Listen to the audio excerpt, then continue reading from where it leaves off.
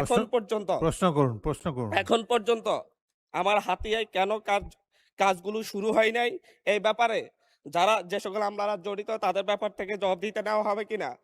আমার দ্বীপ উপজেলা হাতিয়ায় দুই পারের নদী ভাঙ্গন নিয়ে আমি ডিউ লেটার দিলে ওখানে সুপারিশ করেন প্রায় 2 মাস আগে বিভিন্ন জায়গায় ইমার্জেন্সি বেসিসে কাজ করার জন্য। কিন্তু আমার হাতিয়ার একমাত্র চলাচলের পথ আমাদের নলছিড়া ফেরিঘাট এবং চেয়ারম্যানঘাট ফেরিঘাট হুমকির মুখে। যে কোনো মুহূর্তে চেয়ারম্যানঘাট যে বাজারে প্রায় প্রতি বছর 5 থেকে 10 হাজার কোটি টাকার বাণিজ্য হয়, সেই বাজার যে কোনো মুহূর্তে নদীগর্ভে বিলীন হয়ে যেতে পারে। এবং আমার ছানন্দি ইউনিয়ন প্রায় অর্ধেক নদীগর্ভে বিলীন হয়ে সুবর্ণচরের সাথে মিশে যাচ্ছে। কিন্তু বিভিন্ন আমলাতান্ত্রিক জটিলতা, রিডিজাইনের মুখে আমার হাতিয়াতে 2 মাসও কোনো ইমার্জেন্সি বেসিসে কাজ শুরু করতে পারে নাই। এই ব্যাপারে কয়েকবার আমি মাননীয় মন্ত্রীকে জানালে উনি ক্ষুব্ধ প্রতিক্রিয়া ব্যক্ত করলো।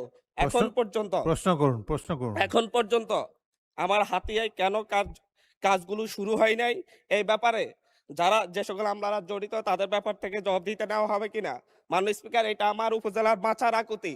আমি বাঁচার আকুতি নিয়ে কথা বলছি। হাজার হাজার ঘরবাড়ি প্রতিনিয়ত নদীগর্ভে বিলীন হয়ে যাচ্ছে।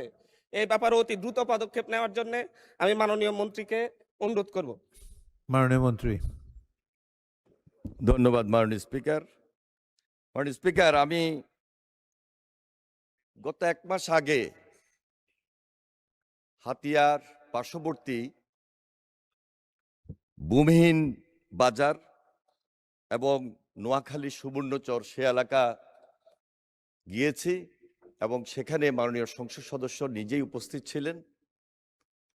তিনি সম্পূর্ণ সময় আমাদের সঙ্গে থাকতে পারেন নাই। আমাদের পার্শ্ববর্তী মাননীয় সংসদ সদস্য মোহাম্মদ শাহজাহান সার্বক্ষণিক সময় ছিলেন। আমরা তাৎক্ষণিকভাবে সিদ্ধান্ত নিয়ে সেখানে জরুরি ভিত্তিতে ইমার্জেন্সি ওয়ার্ক করার জন্য নির্দেশ দিয়েছি। ওনার নির্বাচনী এলাকার একটা বাজার, ভূমিহীন বাজার, সেখানে ইতিমধ্যে কাজ শুরু হয়েছে এবং পার্শ্ববর্তী নোয়াখালী সুবর্ণচর সেখানেও কাজ চলমান।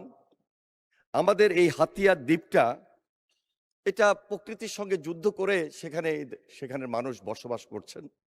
সে এলাকায় একটা পার্মানেন্ট ওয়ার্ক চলমান রয়েছে।